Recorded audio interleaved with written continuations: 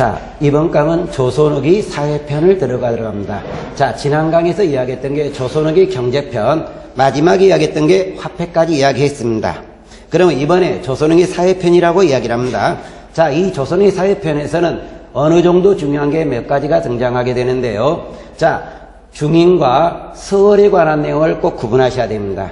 그리고 향촌 사회에서 향촌 사족과 분홍과 향촌의 지배를 가지고 싸움하고 있는 것, 우리가 향전이라고 이야기를 해요. 이것을 보겠고, 하나 더 본다면 조선 후기 때 유교윤리가 정착이 되면서 남자권 사회로 넘어가는 것, 이 세 개 정도가 어느 정도 중요성을 두게 될 겁니다.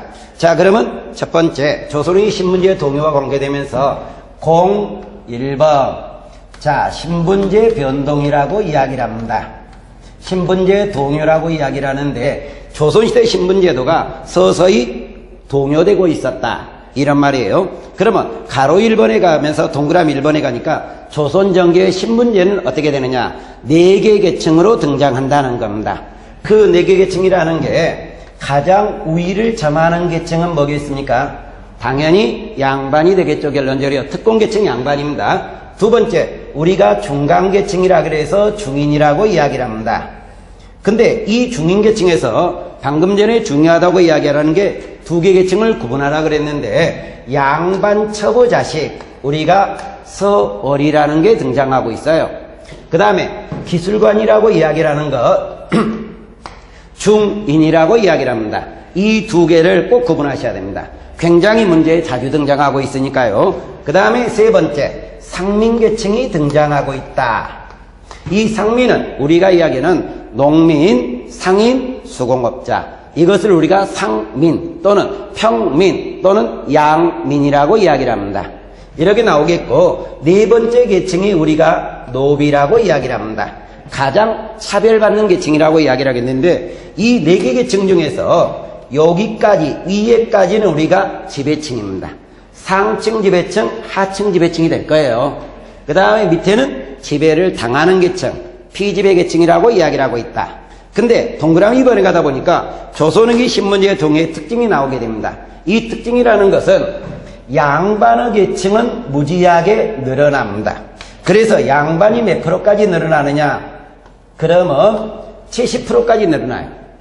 그러면 양반이 70%가 된다는 이야기는 특권계층이 70%다 보니까 이 특권계층이 그만큼 특권을 누리지 못하는 결과가 나오게 될 거예요. 그러면 이 계층이 늘어났을 때는 어느 계층이 줄어드는 결과가 나와야 될까요? 그 줄어드는 게 어디라고 이야기를 하느냐? 여기 상민과 노비 계층이 줄어듭니다. 그래서 이것을 일반적인 관점으로 이야기하고, 그 밑에 그래프 도형이 만들어졌는데요. 여기서 뒤로 가다 보니까 이게 70%가 등장하겠고 이쪽 줄어든다. 이 말이 언급이 되고 있을 겁니다. 그래 놓고 나서 가로 2번, 양반층의 분화라고 되어 있어요. 그러면 이 양반이 70%가 등장하면서 양반계층이 분화를 하게 되는데, 이때 분화가 3개 계층으로 분화됩니다. 권력을 가진 자, 중앙에 있으면서 권력을 가진 자예요, 결론적으로. 이것을 우리가 뭐라고 이야기를 하냐면 사족이라고 이야기를 하고 있거든요. 근데 일반 사족 또는 곤반이라고도 이야기를 합니다. 근데 시험 문제 자주 안 나왔는데 딱 한 번 나온 단어가 있어요. 거기서 경화사족이라는 단어가 있을 겁니다. 경화사족이라는 것은 경자가 서울 경자예요. 화자는 빛날 화자입니다. 그러면 서울에서 빛난 양반이란 이야기예요. 그래서 이 사족이라는 것은 중앙에 거주합니다. 그러면서 정치권 갖고 있어요. 그 다음에 경제권도 같이 갖고 있는 사람입니다. 이것을 우리가 사족이라고 이야기를 하고 있다. 두 번째 나오게 되는 동그라미 니은에 들어갑니다. 그러면 향촌사족이라고 되어 있을 거예요. 근데 사족은 양반이라 그랬어요. 근데 여기서 향촌이라는 것은 뭐냐? 향촌은 지방이잖아요. 그래서 지방에 있는 양반입니다. 근데 이 사람은 지방에 있는 양반인데 지방에서 정치권 어느 정도 갖고 있어요. 그러니까 수령과 어느 정도 결탁도 하고 있다는 이야기가 되겠습니다만은, 그 다음에 경제권도 갖고 있어요. 그러니까 먹고 사는데 문제가 없는 사람이었다. 이 말이 등장하겠고, 마지막으로 나오게 되는 동그라미 디귿에 가다 보니까 잔반이 등장합니다. 몰락 양반이라고 이야기를 하는데, 이 잔자가 잘릴 잔자입니다. 잘라진 양반이에요. 그러면 양반이 잘라졌다는 이야기는 어디에 거주하냐면 향촌에 거주한 것은 이 둘이는 맞아요. 향촌에 거주하되 이 사람은 가진 게 있습니까 없습니까? 있죠. 근데 이 사람은 하나도 가진 게 없어요. 정치권도 없고 경제권도 없습니다. 그러다 보니까 먹고 살기 어떻게 된다? 무지하게 불편해요. 이 대표적인 잔반이라고 이야기하는 몰락 양반이 우리가 국어책에도 나오는 허생전의 허생입니다. 먹고 살기 바빴던 사람, 이것을 우리가 잔반으로 보고 있다. 자, 그러면 동그라미 2번 중간계층의 신문상 성동이라고 이야기합니다. 자, 죄송합니다. 그러면 중간계층이라고 이야기를 하는데 여기서 중요한 서얼과 중인을 구분하기 시작을 하게 됩니다. 서얼은 양반 첩의 자식이었어요. 아버지는 양반이었지만 어머니 양반이 아닌 경우였고요. 중인은 뭐다? 전문적 기술관이라고 이야기를 합니다.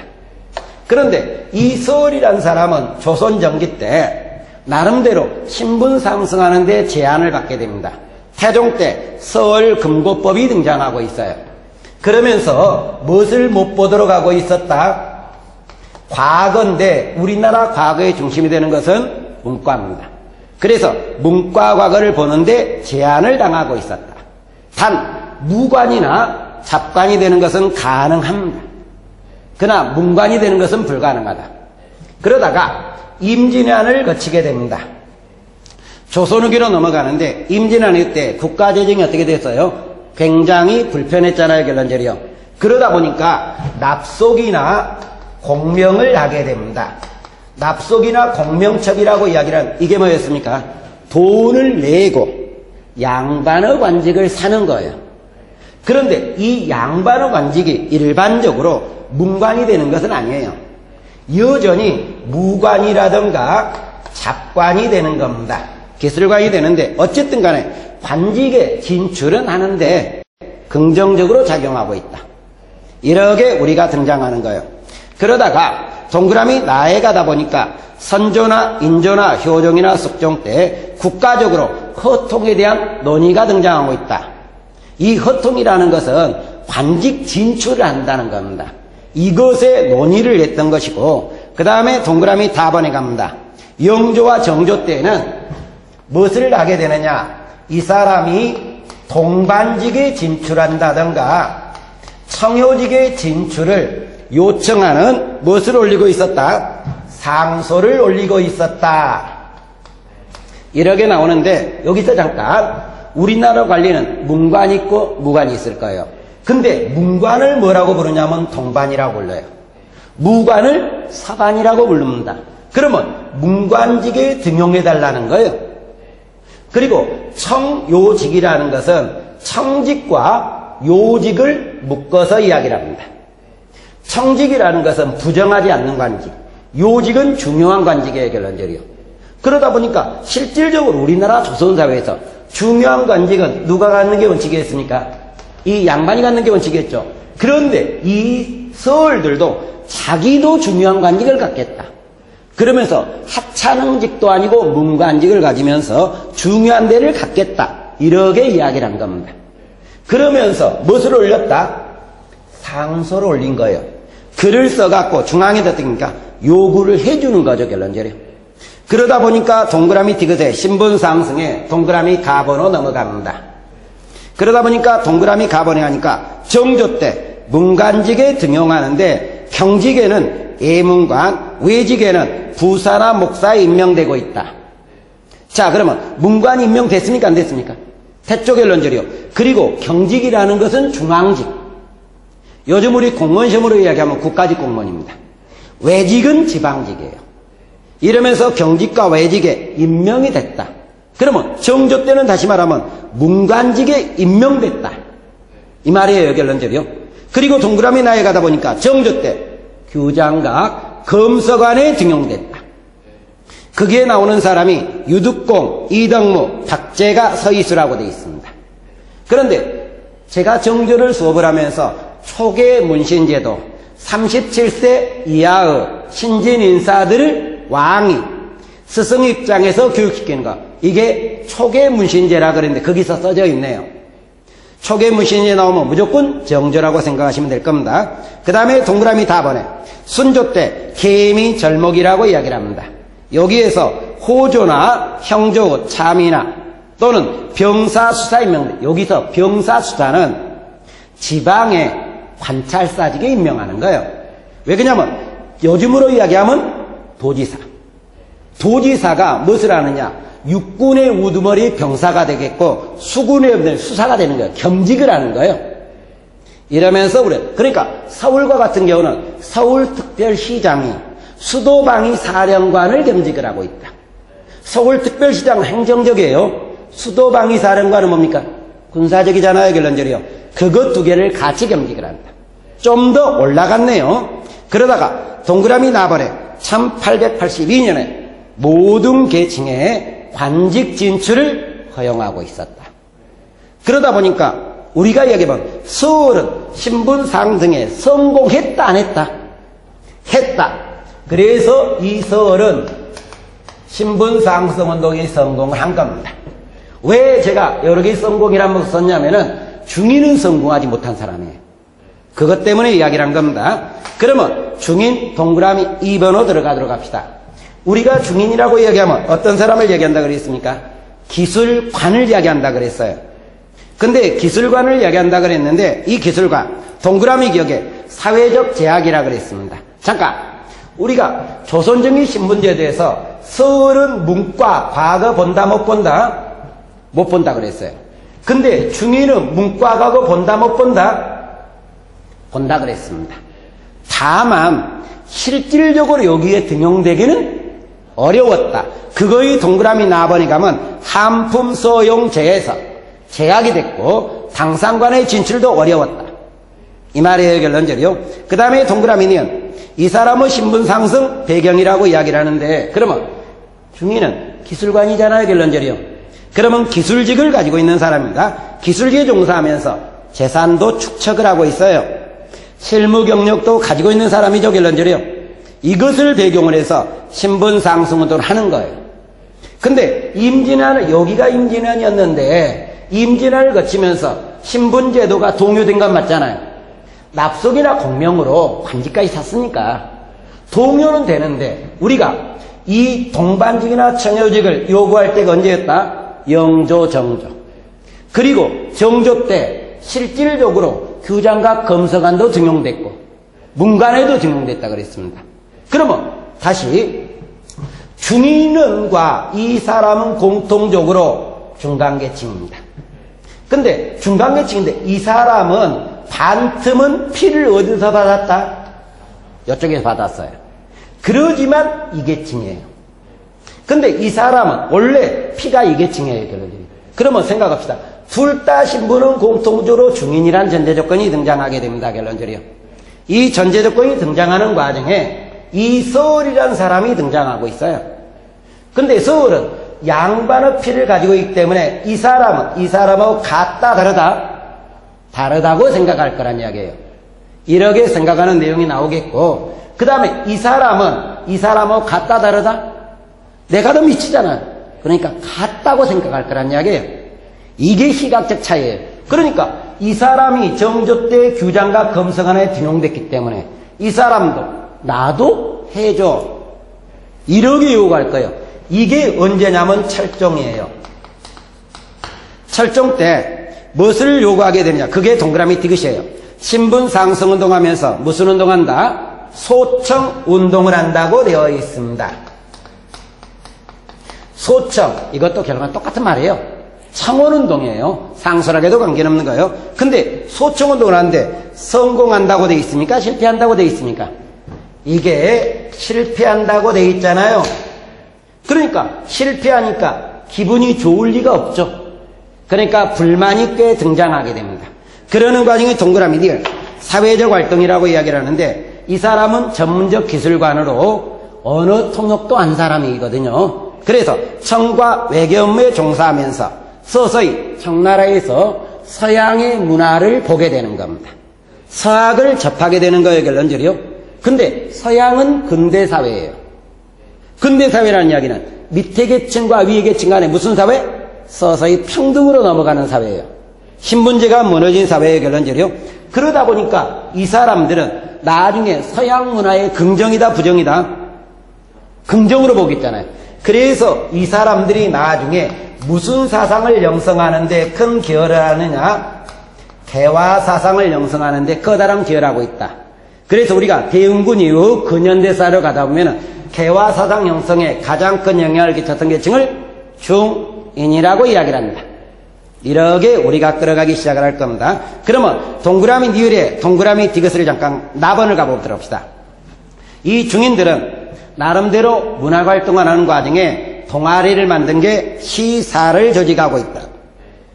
그 다음에 시집을 간행하겠고 문학 창작 활동을 한다 그랬잖아요. 근데 이 중인들의 문학 창작 활동을 우리가 무슨 문학이라고 이야기를 하느냐? 위양문학이라고 이야기를 합니다.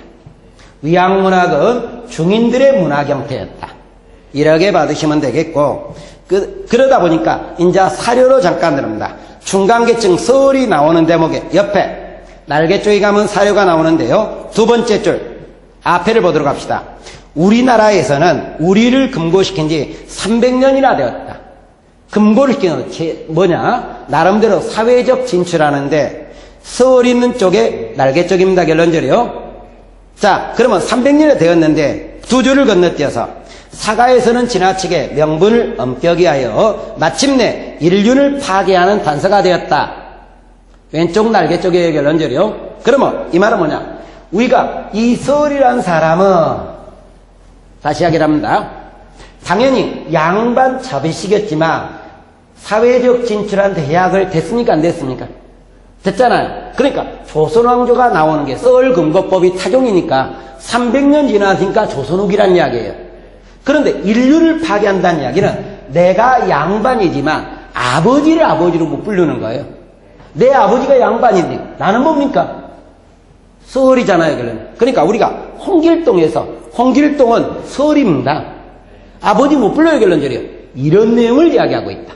그래서 서울이라는 걸 보고 네모 3번 중간 정도에 갑니다. 자식이 되어서도 감히 아버지를 아버지라 부르지 못하고 부자의 인륜이 어그러지게 되었다 이 말입니다. 아버지 못 본다. 방금 이야기했잖아요. 결론적으로 이 내용이 여기서 들어오고 있다. 이렇게 고려하시면 되겠고, 그 다음에 들어가는 게 어디로 들어가느냐? 상민계층이 들어가는데 상민은 조금 지나서 수업을 하도록 하겠습니다. 밑에 있는 게 노비라고 이야기를 하는 거예요. 자, 그러면 조금 전에 상민계층 수도 줄어들고 노비계층 수도 줄어든다고 했는데 노비가 줄어든 이유가 있어요. 그러면 동그라미 기억에 첫 번째로 나오게 되는 게 뭐가 등장하느냐? 납속이나 공명첩이라고 이야기를 합니다. 자, 여기서 납속이나 공명을 돈 내고 양반이 된다 그랬어요. 근데 여기서 욜로가 한 단계가 올라갔을 겁니다. 근데 요것이 바로 노비가 이렇게 가진 않을 거예요. 조금 올라갔다. 올라가니까 이 사람 숫자는 늘었다 줄었다? 줄었다는 이야기가 등장할 겁니다. 이렇게 나오겠고, 동그라미 있는 데 가다 보니까 이병노비를 무슨 노비로 바꾼다? 납공노비로 바꾼다 이 말이 등장하게 됩니다. 이병노비를 납공노비다. 우리가 일반적으로 이야기하면 이 이병노비는 설거노비예요. 납공노비는 외거노비입니다. 그러면 이게 교과서에 완전하진 않은 건데 납공도 결론은 뭡니까? 노비예요. 노비 안에서 신분이 좀 변동을 한 거다. 이렇게만 생각하시면 되겠고, 그 뒤로 동그라미 세 번째로 갑니다. 디귿으로 가면 무슨 법이 등장한다?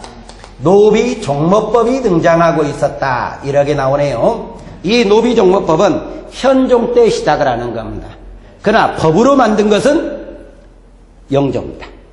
영조 때 법제화되었다. 자, 그러면 노비 종모법을 조선정기에서 잠깐 끌어오도록 합니다. 우리나라 이쪽 쓰다가 지워버릴 건데요. 우리나라는 부모 중에 한쪽이 노비면은 자식은 무조건 뭐로 본다? 노비로 본다. 이게 일천즉천이었어요. 근데 현종 때 나왔다가 영조 때 법제화됐던 것을 이야기한다. 그러면 노비종모법이라는 것은 노비는 누구에 따른다? 어머니에 따른다. 그러면 어머니가 노비가 아니고 아버지가 노비면 이 사람 노비기다 아니다? 아니다는 이야기예요. 하나 예를 들어 갑시다. 여기에 부가 있고 여기에 뭐라고 이야기를 합시다. 그러면 일천즉천을 먼저 이야기를 해요. 여기 노비. 원래 노는 남자 노비를 이야기하고 비는 여자 노비를 이야기하는 겁니다. 그러면 자식은 뭐예요? 무조건 일천즉천이니까 노비죠. 그 다음에 일천즉천에서 이야기를 합니다. 여기가 양인이고 여기가 노비다. 그러면 여기도 노비. 그 다음에 여기가 노비고 여기가 양인이다. 그래도 노비입니다. 일천즉천이니까. 근데 노비종모법으로 들어가 보도록 합시다. 그러면 이것은 노비 맞죠? 그 다음에 이거 어머니가 뭡니까? 노비죠. 노비 맞는다는 이야기예요. 근데 이것은 뭐가 되겠습니까? 노비 안 되죠. 어머니 신분이 양이니까 양인이 된다는 이야기예요. 그러면 조건이 똑같았을 때 조선정기 일천즉천이었을 때는 노비가 3개가 나왔었지만 조선후기 때 노비종모법이 나오면서 노비는 몇 개밖에 안 남았다? 2개밖에. 그러니까 3개보다 2개가 적은 거죠. 그래서 노비수는 줄어든 것이다. 이 말이 언급이 될 수 있을 거예요. 이렇게 나오겠고, 그 다음에 동그란 2번에 노비들이 뭐하고 있었다? 도망가고 있었다. 도망가면서 등장합니다. 도망가면서 나오다 보니까 이 사람이 도망가면 어떻게 되느냐? 뭔가 먹을 게 있으니까 도망갔을 거예요. 산속으로 들어간다든가 도시로 가면서 나름대로 도망을 가는 겁니다. 근데 이 사람이 또 도망간 이유가 여기서 잘 사는데 도망갈 노비 없어요. 여기에 문제가 있은 겁니다. 그러다 보니까 원래 노비는 주인한테 신공의 의무가 있어요. 근데 이 신공의 의무가 있는데 옆에 노비가 도망을 감으로 인해서 남아있는 노비가 신공을 대신 진다는 거예요. 그러니까 내꺼 포도시 지고 있는 노비가 또 도망가는 결과가 등장합니다. 그래서 계속 노비가 도망가다 보니까 노비 숫자는 어떻게 된다? 아마 줄어드는 쪽으로 넘어갈 겁니다. 그러면 국가에서는 어떻게 하겠습니까? 동그라미 나고 신공의 부담이 커져갖고 도망가니까 신공의 부담을 줄여준다. 앞에 나와 있죠. 그 다음에 도망간 노비는 어떻게 한다? 잡아들여야 되겠죠. 그 잡아들인 것을 노비 추세사업이라고 이야기를 합니다. 노비 추세사업이라고 이야기를 하는 거예요. 이렇게 나오고 있다. 그 다음에 동그라미 3번 노비 해방이라고 되어 있어요. 이 말은 뭐냐? 자, 다시 이쪽으로 갑니다. 이 4개 신분에서 우리나라에서 국가의 의무를 지고 있는 중심적 계층이라고 이야기하라는 게 어느 쪽으로 보는 겁니까? 여기 상민, 양민이에요. 근데 이 상민, 양민의 숫자가 늘어났다, 줄어들었다? 줄어들었습니다. 그러다 보니까 국가 재정에 커다란 문제가 나오는 거예요. 그러면 재정을 늘리기 위해서는 이 사람 숫자를 어떻게 해야 됩니까? 증가를 시켜야 되겠죠. 그러면 상식적으로 너 내려와. 어떤 사람이 찬성합니까? 신문제 사회에서 위에 신문에서 너 내려가. 전부 다 반대한다는 거예요. 내려와봤자 의무만 늘어나는 거거든요. 얻은 것도 없어요. 근데 여기서 여러 개 가면 의무는 부담이 되지만 신분이라도 얻은 게 있다는 이야기예요. 그래서 국가에서는 이 사람 숫자가 줄어들다 보니까 재정과 국방의 문제가 나옵니다. 이것을 극복하기 위해서 노비를 해방하는데 1801년에 어느 노비를 해방한다? 공노비를 해방합니다. 근데 시험 문제 이렇게 냅니다. 자, 1801년 재정과 국방 문제를 해결하기 위해서 공사노비를 해방했다. 맞다? 틀리다? 틀리다. 왜? 공은 해결했지만 사는 언제 해결했냐? 1894년 갑오격 때 해방합니다. 동그라미 뒤에서 이쪽에 런저리요. 그러면 동그라미 니은에 노비 세습제를 폐지한다. 언제? 1886년에 폐지한다. 노비 세습제는 그때 폐지. 근데 이 노비 세습제는 공문에서는 잘 쓰는 단어는 아니었어요. 예전에 입시 쪽에서 꽤 썼던 단어였다. 이렇게 우리가 등장하게 됩니다. 자, 여기에서 이야기했던, 그러면 신분계층을 이야기했지만 실질적으로 여기 이야기했고, 여기 이야기했고, 여기는 이야기했습니다. 근데 이쪽은 아직 제대로 설명이 안 된 거예요, 결론적으로. 여기까지 이야기해서 이쪽을 구분한다. 그러면 되겠고, 04. 가족제도 변화와 혼인이라고 이야기를 합니다. 그러면 가족제도 변화라고 이야기를 하는데 조선의 가족제도가 어떻게 바뀌고 있었느냐 이렇게 등장합니다. 그러면 가로 1번에 동그라미 1번이라고 이야기를 합니다. 자, 04번에 가족제도라고 이야기를 하는데요. 자, 조선전기 부계와 모계가 같이 영향을 끼치는 사회였다. 근데 동그라미 1번 후기에는 부계 중심, 아버지권 중심으로 넘어가고 있다. 근데 여러분이 공부할 것은 도표를 만들어놨던 고려시대의 조선전기, 조선후기. 이것을 잘 보셔야 되는 거예요. 제가 전에 고려시대 사회편을 수업하면서 어떤 이야기냐. 고려시대 여성권과 남성권이 대등한 사회였다. 그러면서 고려시대와 조선전기와 조선후기가 있는데 일반적 문제는 고려와 조선후기를 구분한다. 이것은 두 시대는 확연하게 구분이 되는 거예요. 근데 고려시대 조선전기는 어떻게 했냐? 고려적 개념도 있고 조선후기적 개념도 있습니다. 그래서 문제가 쉬울 때는 고려냐 조선이냐예요. 문제가 애매할 때는, 귀찮게 만들 때는 조선전기를 갖고 문제를 낸다. 이런 차이가 있어요. 자, 그러면 고려시대 보도록 합시다. 처음부터 보는데 첫 번째, 자녀 균분 상속제라 그랬습니다. 아들과 딸이 상속을 하는데 공통적인 상속을 받는다. 아들, 딸 구별하지 않습니다. 두 번째, 아들과 딸이 같이 부모의 부양과 제사를 지낸다. 윤행이라고 돼 있어요. 잠깐 상식으로 봅시다. 우리가 부모로부터 상속을 받는 거예요. 그러면 이 상속을 받는 것은 자식 입장에서는 권리일 수는 있어요. 그러나 부모가 줄 때는 또 하나 의무도 부과합니다. 왜? 내가 나이 먹어가지고 돈이 없을 때 네가 부양해. 이 개념도 있어요. 또 내가 죽으면은 날이면 이 해년마다 목진에 제사 지내란 이야기예요. 근데 이때 고려시대는 제사를 할 때 올해는 큰 놈, 순서 아들, 딸 구별하지 않고요. 올해는 큰 놈, 내년엔 두 번째, 다음 년은 세 번째 이렇게 돌려가면서 지낼 수 있습니다. 자, 그래 됐고 세 번째, 아들이 없는 경우에는 양자를 드리지 않고 있었다. 왜? 딸도 제사를 지낸데 왜 양자를 드리느냐? 이런 문제가 등장하는 거예요. 네 번째, 호적에 기록이 될 때 남녀의 차이를 두지 않고 나이순으로 기록한다. 나이순은 이것이 하나 예를 들어가면은 고려시대 예를 들어 무덤을 썼습니다. 그러면 요즘에 무덤을 쓰면 뭐가 앞에 붙습니까? 비석이 붙어요. 비석은 제일로 앞면은 누가 죽었느냐. 그래서 예를 들어 김해, 김씨, 누구 지묘 이런 식입니다. 일반 사람이. 근데 옆에 가면 뭐가 등장하느냐. 그 사람 가계가 언급이 돼요. 예를 들어 아버지가 죽고 어머니 뭐가 나올 수 있고 자들이 나올 수 있습니다. 근데 고려시대는 어떻게 했냐.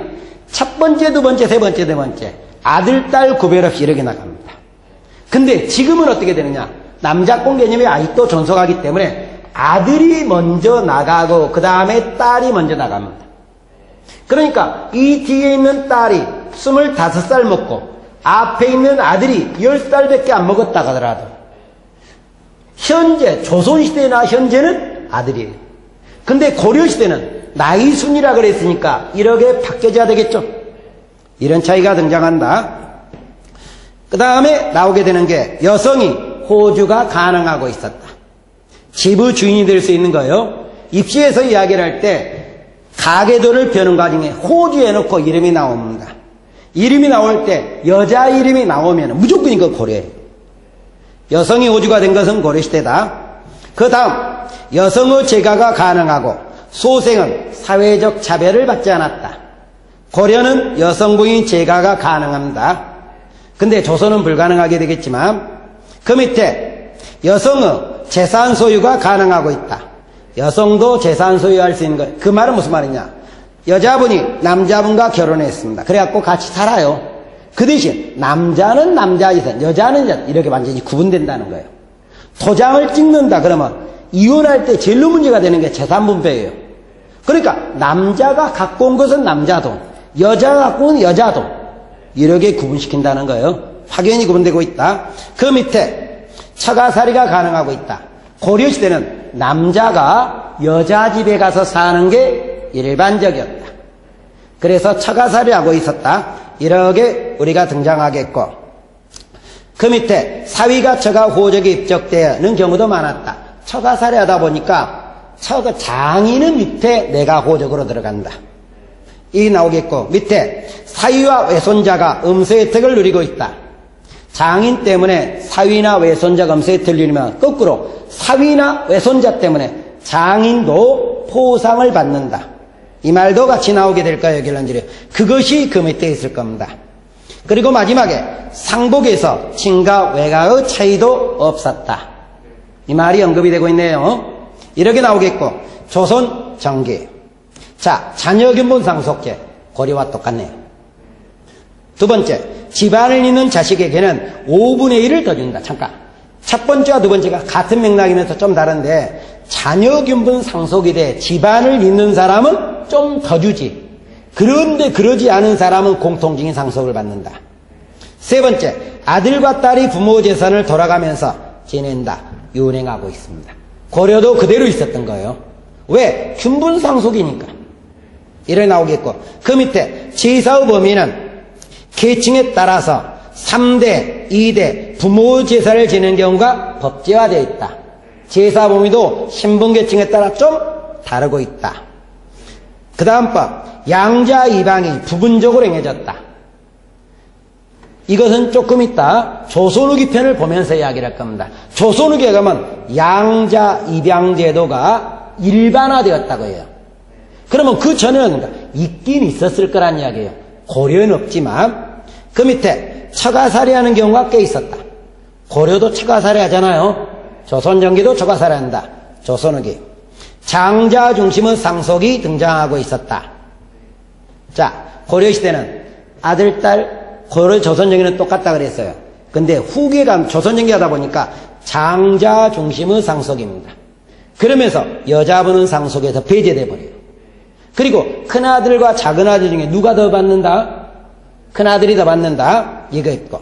두 번째, 양자 입양제도가 일반화되었다. 그러니까 조선후기는 일반화됐으니까 정기는 없는 게 아니라 있다.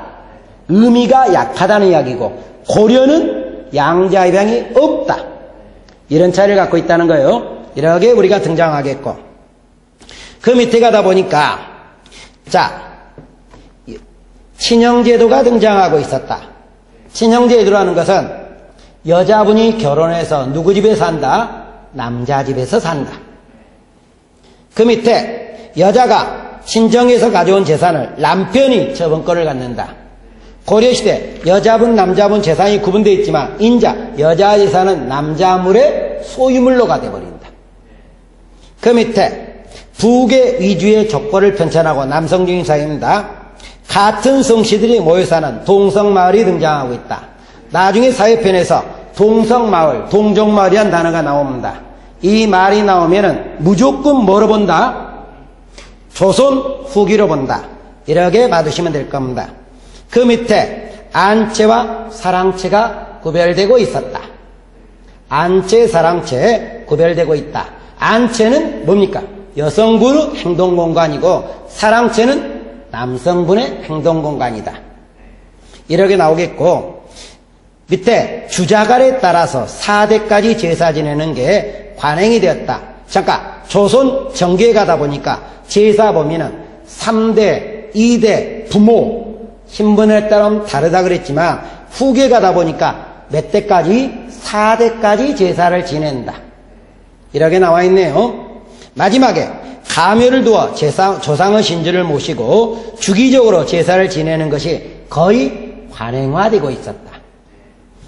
이렇게 해서 고려시대와 조선정기와 조선외교를 지금 구분하고 있습니다. 그 구분한 내용을 꼭 머릿속에 넣어두시기 바랍니다. 문제에서 자주 언급이 됩니다. 가로 3번 가족윤리입니다. 가족윤리는 신분제를 유지하고 남자권을 유지하기 위해서 효와 정절을 강조하고 있다. 효는 자식한테, 그러면 효를 안 놓으면 특혜를 주는 거예요. 효자. 그 다음에 정절은 누구한테? 부인한테, 여자한테. 그래서 특혜를 주는 게 연렴은 이런 걸 주는. 그래서 효자나 연렴은 나중에 과거를 보는데 그만큼 긍정적인 면으로 작용하고 있습니다. 가로 4번 혼인 형태라 그랬어요. 조선시대는 본처가 있고 첩이 있기 때문에 일부 다처제를 기본하고 있었고, 동그라미 2번에 가다 보니까 설은 어떻게 한다? 차별한다. 설은 차별한다. 이렇게 나와 있고, 동그라미 3번에 가다 보니까 연령이라고 되어 있습니다. 결혼 연령이 나오는데 연령 공부하지 마세요. 뭐 그것까지 공부할 시간도 없고 이 연령을 틀려갖고 시험 문제 나오지도 않습니다. 그러니까 과감히 삭제시킨다. 그 다음 05번 인구변동이라고 이야기를 해요. 칠판 필기할 필요 없어요. 그냥 읽고 넘어갑니다. 호구라고 이야기를 합니다. 호구는 집어자 사람 구자 인구와 관계되는 거예요. 그러면 인구는 왜 조사하느냐? 사람을 파악해서 의무를 부과할 목적입니다. 그러면 인구대장이 뭐다? 호적이에요. 호적은 원칙적으로 3년에 한 번씩 조사하는 게 원칙이다. 동그라미 3번 활용이라고 그랬습니다. 인구수를 기준으로 곡물이나 군역을 부과하고 있다. 그런 것 같다. 그러면 되겠고, 그 다음에 한계. 근데 우리나라 인구는, 조선의 인구는 의무를 부과한 사람을 위해서 만들어 놓기 때문에 조선시대는 여자분 의무가 없어요. 그래서 남자만을 조사할 수 있다. 그러니까 실질적 인구하고는 좀 다른 것 같다는 거예요. 다른 것 같다. 그 다음에 인구변동입니다. 인구변동은 지역적으로 먼저 나누는데, 자, 인구는 어디에 많으냐? 요즘으로 이야기를 합니다. 자, 돈 많은 데 많아요. 인구는 돈 있는 데 가는 겁니다. 그러면 조선시대 돈은 뭐냐? 토지예요. 그러면 토지가 많은 데 가는 거다. 그러면 농사 짓는 사회이기 때문에 전라도, 경상도, 충청도입니다. 인구의 50%가 있어요. 경기도, 강원도는 20%가 있습니다. 나머지 북부지방, 이게 30% 정도가 등장하고 있다. 그 다음에 동그라미 인구의 변화입니다. 건국 초기 때 인구가 전쟁이 나오기 전까지 인구는 서서히 늘어납니다. 그러다 전쟁이 나오면은 인구는 줄어드는 거예요. 다시 줄어든다. 근데 그 전쟁이 임진왜란이 대변적이라고 이야기를 하는데, 임진왜란 때 전쟁이 줄어든 큰 이유는, 가장 큰 이유는 호적대장이 불탄 거라고 이야기해요. 호적대장. 그러나 전쟁을 통해 사람들이 죽기도 했겠죠. 근데 호적대장이 불탄 걸 더 크게 해야 된다. 그러다 임진왜란 때는, 전쟁일 때는 다시 늘어납니다. 끝나고 나서는. 그 다음에 한성인구. 한성인도 똑같아요. 전쟁 전에 있었던 인구가 전쟁 무렵까지는 늘어난다. 전쟁 과정은 줄어든다. 전쟁 이후 때는 다시 늘어난다. 몇 명이라는 거 필요도 없겠죠. 그냥 그런 식으로 보면 된다. 이렇게 우리가 등장하겠고, 그 다음으로 나오는 게 향천질서 변화. 자, 향천질서 변화라고 이야기를 하는데, 이 대목은 어디와 밀접한 관계를 갖느냐? 그러면은 이쪽에 있었던 향촌사족이에요. 그 다음에 우리가 일반 평민, 상민이라고 이야기를 했죠. 그 중에 농민을 이야기하는데, 이 상민 중에 농민이라고 이야기를 하는데, 조선후기 때 농민은 농법의 연화를 통해서, 광작을 통해서 농민이 계층 분화한다 그랬습니다. 잘 사는 농민을 뭐라고 이야기를 하냐면 부농층이라고 이야기를 한다든가, 또는 경영형 부농이라고 이야기를 합니다. 경영부농이라고 한다. 근데 못 사는 농민을 뭐라고 부른다? 빈농이라고 부른다. 이렇게 우리가 등장하고 있어요. 그러면 이 부농층과 빈농층이 나오는데 이쪽에서 굉장히 중심을 띄는 게 이 아저씨와 이 아저씨 간에 향촌에서 지배력 싸움하는 거예요. 그것이 우리가 이야기하는 향전이라고 이야기를 한다. 향전이라고 이야기를 한다. 자, 그러면 분홍층의 대두라고 이야기를 합니다. 그러면 우리가 분홍층의 대두라고 이야기를 하는데 이것 배경, 조선 후기 때 농민들은 농법위원회를 통해서 무엇을 했습니까? 부를 축척했죠, 결론적이요. 그러다 보니까 부를 축척한 농민, 이게 뭐라고 이야기를 한다? 부농이라고 이야기를 해요. 그런데 조금 전에 우리나라 상민계층은 줄어든다 그랬어요. 농민이 줄어든다. 그러면 이 사람이 어디로 갔다? 위로 올라갔다는 이야기가 되겠죠. 그러면 이 올라갔다는 이야기에서 자, 뭐가 우리가 등장하느냐? 그러면 이 사람이 올라가기 위해서는 자, 우리가 보면은 올라가는 뭔가 이유가 있을 거 아니에요. 그 다음에 방법도 있을 거 아니에요, 결론적이요.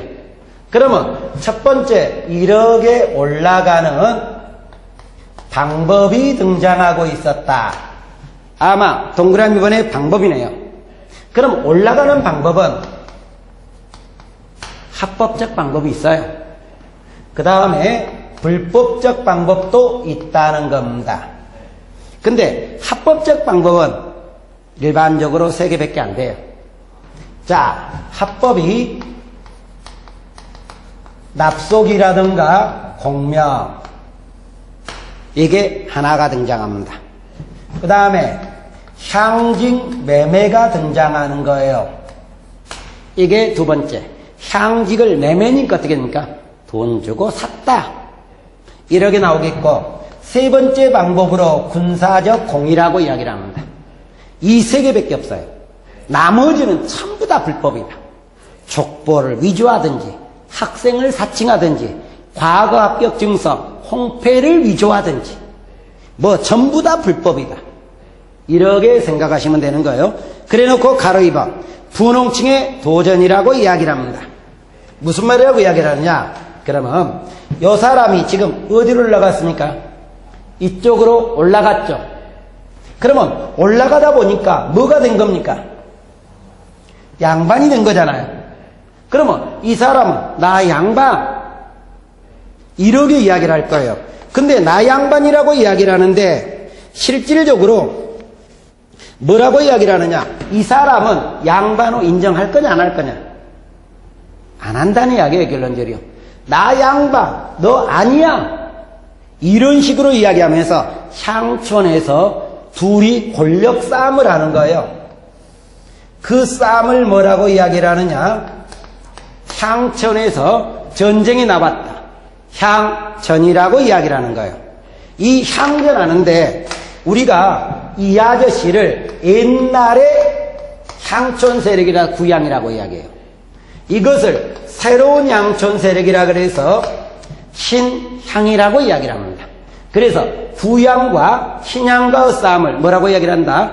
향전이라고 이야기를 한다. 이렇게 우리가 끌어가고 있는 거예요. 그러면서 동그라미 봐. 관건과 결탁을 한다. 이 말이 나오는데 이 말은 무슨 말이냐? 여기와 여기가 싸움하는데 이 아저씨 분홍이라든가 또는 신향이라고 이야기를 합니다. 이 사람이 누구와 손을 잡느냐? 지방관권과 결탁을 한다고 이야기를 해요. 지방관과 손을 잡고 있었다. 그러면 지방관의 신분이 뭔데요? 양반인데요. 양반인데 이 사람이 볼 때 이 사람 양반입니까 아닙니까?